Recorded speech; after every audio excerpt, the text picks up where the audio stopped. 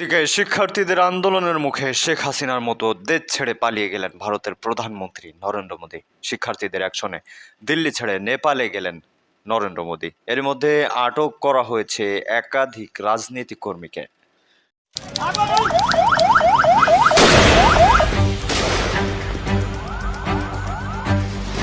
Medical ভর্তি পরীক্ষা নিটের প্রশ্নপত্র ফাঁস, শিক্ষার্থীদের বিক্ষোভ, পুলিশের লাঠিচার্জ ও কাঁদানে গ্যাস সব মিলিয়ে উত্তাল ভারতের রাজধানী দিল্লি। এমন পরিস্থিতিতে অবশেষে প্রশ্ন ফাঁসে জড়িতদের কঠোরতম শাস্তির আশ্বাস দিয়ে মুখ খুললেন প্রধানমন্ত্রী নরেন্দ্র মোদী। তবে শিক্ষার্থীদের পাশাপাশি এবার কৃষকদের আন্দোলনও নতুন করে উত্তেজনাকর চাপ সৃষ্টি করেছে কেন্দ্রীয় সরকারের ওপর। দর্শক, অবশেষে কিন্তু ভারতে শেখ হাসিনার মতোই কাহিনী ঘটল। সেটা হলো, শেখ হাসিনা যেমন শিক্ষার্থীদের আন্দোলনের মুখে ভয়ে পালিয়ে যেতে বাধ্য হয়েছিল, ঠিক তেমন ককরোচ জনতা বা তেলাপোকা পার্টির আন্দোলনের মুখে ভারত ছেড়ে নেপালে পালিয়ে যেতে বাধ্য হয়েছে ভারতের প্রধানমন্ত্রী বা প্রভাবশালী প্রধানমন্ত্রী নরেন্দ্র মোদী, যে নাকি এতদিন বাংলাদেশকে নিজের দেশ মনে করে আসছিল। সে এখন নিজের দেশ ছেড়ে ভারত ছেড়ে নেপালে চলে গিয়েছে। দর্শক, কথা বাড়াচ্ছি না, চলুন বর্তমানে বা এই মুহূর্তে আজকে তারিখটা হচ্ছে 22 তারিখ। এই 22 তারিখে ভারতের বর্তমান পরিস্থিতি কি সেটা একটু জেনে আসি, তারপর আপনাদের সাথে বিস্তারিত কথা আছে, আশা করি সঙ্গেই থাকবেন। তো দর্শক, চলুন আমরা একটু দেখব যে ভারতের এই মুহূর্তে পরিস্থিতি আরও কতটা ভয়ানক হয়ে উঠেছে। তো দর্শক, একটা লাইক দিয়ে এ বিষয়ে আপনাদের মতামত করবেন যে আসলেই ককরোচ জনতা পার্টির জনতা তারা কি ভালো কাজ করেছে নাকি খারাপ কাজ করেছে মোদীকে দেশ ছাড়া করে। এখন এ বিষয়ে আপনাদের মতামত করবেন। তো দর্শক, একটা লাইক দিয়ে চলুন বিস্তারিত দেখে আসা যাক।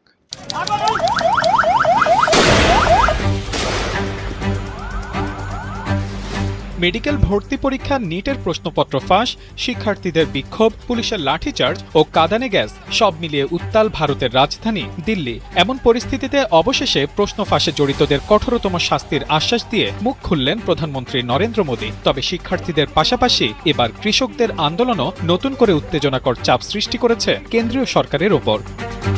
মঙ্গলবার বিজেপির নেতৃত্বাধীন এনডিএ সংসদীয় দলের বৈঠক শেষে প্রধানমন্ত্রীর বক্তব্য তুলে ধরেন সংসদ বিষয়ক মন্ত্রী কিরেন রিজিজু। তিনি জানান, নিট প্রশ্নপত্র ফাঁসের ঘটনায় সরকার দ্রুত ব্যবস্থা নিয়েছে। 13 জনকে গ্রেপ্তার করা হয়েছে। শিক্ষার্থীদের ভবিষ্যৎ রক্ষায় পুনরায় পরীক্ষা নেওয়া ও দ্রুত ফল প্রকাশ করা হয়েছে। মোদী বলেছেন, প্রশ্নপত্র ফাঁসের মতো অপরাধে জড়িতদের কঠোরতম শাস্তি দিতে হবে, যাতে ভবিষ্যতে কেউ এমন অপরাধ করার সাহস না পায়। একটি নির্ভরযোগ্য পরীক্ষা ব্যবস্থা গড়ে তোলা শুধু সরকারেরই নয়, পুরো জাতির দায়িত্ব বলেও মন্তব্য করেন তিনি। কিন্তু প্রধানমন্ত্রী এই বক্তব্যের মধ্যেই আজও দিল্লিতে চলছে তীব্র ছাত্র আন্দোলন। সোমবার ককরোচ জনতা পার্টি সিজেপির ডাকে হাজার হাজার শিক্ষার্থী ও অভিভাবক সংসদ অভিমুখে পদযাত্রার চেষ্টা করেন। পুলিশ ব্যারিকেড দিয়ে বাধা দিলে পরিস্থিতি উত্তপ্ত হয়ে ওঠে। পরে লাঠিচার্জ ও কাঁদানে গ্যাস নিক্ষেপ করে বিক্ষোভকারীদের ছত্রভঙ্গ করা হয়। আন্দোলনকারীদের প্রধান দাবি, কেন্দ্রীয় শিক্ষামন্ত্রী ধর্মেন্দ্র প্রধানের পদত্যাগ এবং প্রশ্ন ফাঁসের ঘটনায় সরকারের জবাবদিহি। এই আন্দোলনে সংহতি জানিয়ে অনশন শুরু করেছিলেন লাদাখের শিক্ষা অধিকার কর্মী সোনম ওয়াংচুক। টানা 23 দিনের অনশনে শারীরিক অবস্থার অবনতি হলে তাকে হাসপাতালে নেওয়া হয়। সেখান থেকেই তিনি আন্দোলনকারীদের সংসদ অভিমুখে পদযাত্রার আহ্বান জানান। তবে সরকার ও আন্দোলনকারীদের মধ্যে আলোচনায় এখনও কোনো অগ্রগতি হয়নি। এদিকে প্রশ্ন ফাঁসের আন্দোলনের পাশাপাশি প্রস্তাবিত ভারত মার্কিন বাণিজ্য চুক্তির প্রতিবাদে দিল্লির পথে নামার চেষ্টা করছেন কৃষকরাও। কিষাণ মহাপঞ্চায়েতে যোগ দিতে যাওয়া পাঞ্জাবের শত শত কৃষককে পাঞ্জাব হরিয়ানা সীমান্তের সম্ভুতে আটকে দিয়েছে হরিয়ানা পুলিশ। দিল্লিতে প্রবেশের পথ বন্ধ হয়ে যাওয়ায় সেখানেই প্রতিবাদে বসে পড়েন তারা। কৃষক সংগঠনগুলোর আশঙ্কা, বাণিজ্য চুক্তির মাধ্যমে মার্কিন কৃষি ও দুগ্ধজাত পণ্যে শুল্ক কমানো হলে ভর্তুকি পাওয়া সস্তা মার্কিন পণ্যের সঙ্গে প্রতিযোগিতায় ক্ষতিগ্রস্ত হবেন ভারতের ক্ষুদ্র ও প্রান্তিক কৃষকরা। কৃষকদের দাবি, এই খাতের উপর নির্ভরশীল প্রায় 8 কোটি গ্রামীণ পরিবারের জীবিকা হুমকির মুখে পড়তে পারে। তাই চুক্তির সব নথি প্রকাশ এবং কৃষক ও সংশ্লিষ্ট অংশীজনদের সঙ্গে আলোচনা ছাড়া কোনো সিদ্ধান্ত না নেওয়ার দাবি জানিয়েছেন তারা।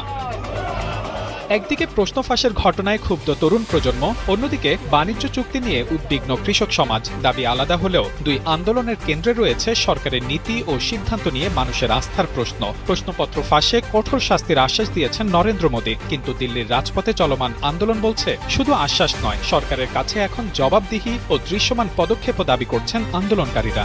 পরীক্ষার প্রশ্নপত্র ফাঁস এবং নিয়োগ দুর্নীতির প্রতিবাদে দিল্লি এখন ছাত্র জনতার বিক্ষোভে উত্তাল।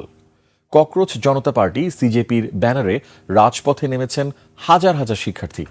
এরই মধ্যে পুলিশ আন্দোলনকারীদের সাথে কয়েক দফা লাঠিপেটা ও কাঁদানে গ্যাস ছুড়েছে। এদিকে শিক্ষার্থীদের এই আন্দোলনের মাঝেই ভারত মার্কিন বাণিজ্য চুক্তির বিরোধিতায় দিল্লির কিষান ঘাট এলাকায় অবস্থান নিয়েছেন হাজার হাজার কৃষক। প্রশ্ন, ঢাকা কিংবা কাঠমান্ডুর মতো দিল্লির ক্ষমতা কি নতুন করে চ্যালেঞ্জের মুখে? সাদাত হাবিব সেতু জানাচ্ছেন বিস্তারিত। Lily whip shea mystic glowing body wash, secret to ultimate glow.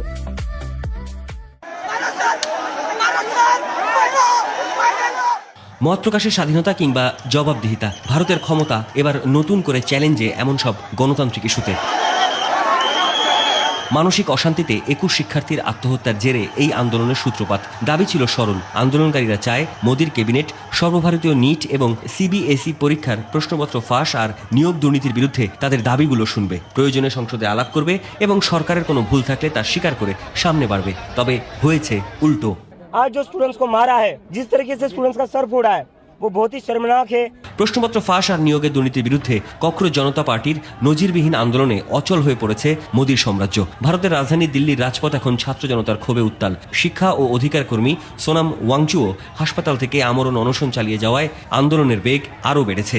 এর সাথে আমি দেখলাম, আজকেই দেখলাম যে এর সাথে আপনি যেই পাঞ্জাবের কৃষকদের কথা বলছেন তারাও এর সাথে যুক্ত হয়ে ভারতের কেন্দ্রীয় রাজনীতিতে যে উগ্রপন্থী ধর্মীয় অনুশাসন চাপিয়ে দেওয়ার যে রাজনীতি, তার বিরুদ্ধে যদি তারুণ্যের এই শক্তি ডাইভার্ট করে, তাহলে মোদির যে রাজনীতি বিকশিত হচ্ছে বিভিন্ন জায়গায়, এটা প্রচণ্ডভাবে চাপের মুখে পড়বে। কেন্দ্রীয় সরকার এইটাকে কিভাবে আপনার এটাতে করে, ওরা যদি বেশি নিষ্পেষণমূলক করতে যায় তাহলে কিন্তু এটা ব্যাকফায়ার করবে। এখন আন্দোলনকারীদের দাবি শিক্ষামন্ত্রীর পদত্যাগ এবং ভুক্তভোগী পরিবারগুলোকে ক্ষতিপূরণ দেওয়া। বর্তমান দুনিয়ায় ক্ষমতা সবসময় তার সঙ্গীদের দোষ অস্বীকার করে। মোদি যদি গো ধরে বসেন তবে আখেরে তারই ঝুঁকি বাড়বে বলে মনে করেন বিশ্লেষকরা। প্রশ্ন আসা স্বাভাবিক। শিক্ষার্থীদের গণ আন্দোলনে উত্তাল হয়ে উঠেছে ভারতের রাজধানী নয়াদিল্লি।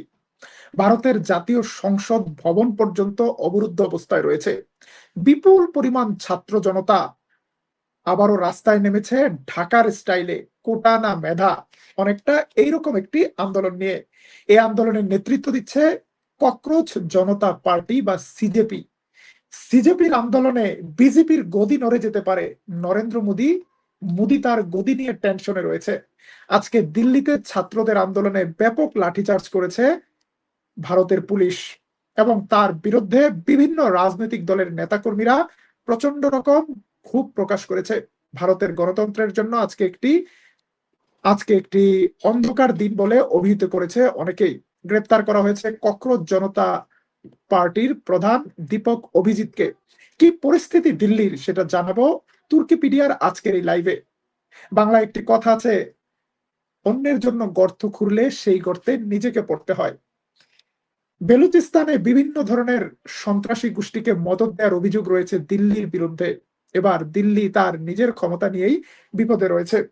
দিল্লির সবশেষ পরিস্থিতি জানাবো, দিল্লির রাজপথের কি অবস্থা। প্রচন্ড লাঠিচার্জের পর দিল্লির ভেতরে ইন্টারনেট সংযোগ বিচ্ছিন্ন করে দিয়েছে, ঠিক বাংলাদেশ স্টাইলে ইন্টারনেট ব্ল্যাকআউট চলছে দিল্লিতে। তারপরও আমাদের কাছে যে ভিডিও ফুটেজ এসেছে আমরা সেটা দেখানোর চেষ্টা করব। সকল বাধার ব্যারিকেড পেরিয়ে ছাত্ররা এগিয়ে যাচ্ছে বৃষ্টি ভেজা দিনের মতো।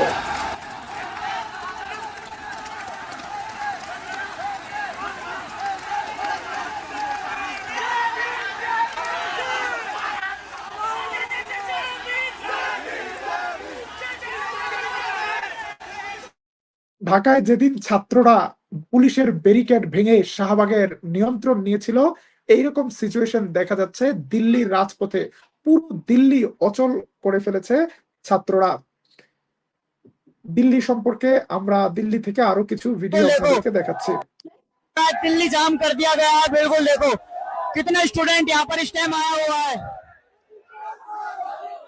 दिल्ली অচল হয়ে গিয়েছে, প্রচুর স্টুডেন্ট রাস্তায় इस নেমেছে। टाइम की सिचुएशन है, बिल्कुल देखो लाखों की तादाद में स्टूडेंट पीछे तक। ছাত্রদের দাবি শিক্ষামন্ত্রীর পদত্যাগ, কিন্তু নরেন্দ্র মোদী মনে করছে এই আন্দোলন সফল হলে শুধু শিক্ষামন্ত্রীর পদত্যাগ নয়, নরেন্দ্র মোদীর সরকার পতনের আন্দোলন শুরু হতে পারে। কেন এই আন্দোলন? এই আন্দোলনের নেতা দীপক অভিজিৎ বিশ্ববিদ্যালয়ের ভর্তি পরীক্ষায় প্রশ্ন ফাঁসের অভিযোগে ছাত্ররা যখন আন্দোলনের হুঁশিয়ার করে দিয়েছিল সরকারকে, তখন ছাত্রদেরকে তেলাপোকা বলে অভিহিত করা হয়েছিল।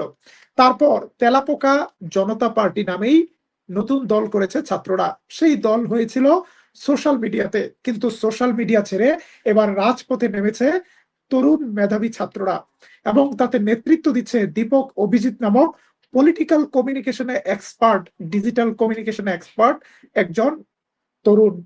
এবং এই আন্দোলন দানা বেঁধে উঠেছে। আজকে পুলিশের ব্যারিকেড ভেঙে ব্যারিকেডের উপরে দুর্দান্ত ভাবে দাঁড়িয়ে আন্দোলনকে লিড দিতে দেখা গিয়েছে ছাত্র নেতাদেরকে।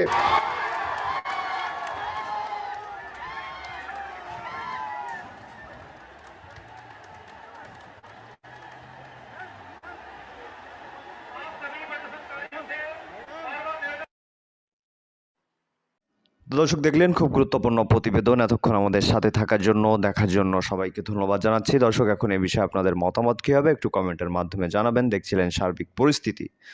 দর্শক, আশা করি সম্পূর্ণ ভিডিও দেখেছেন এবং বুঝেছেন। এখন এই বিষয়ে আপনি কি বলতে চান একটু কমেন্টের মাধ্যমে জানান।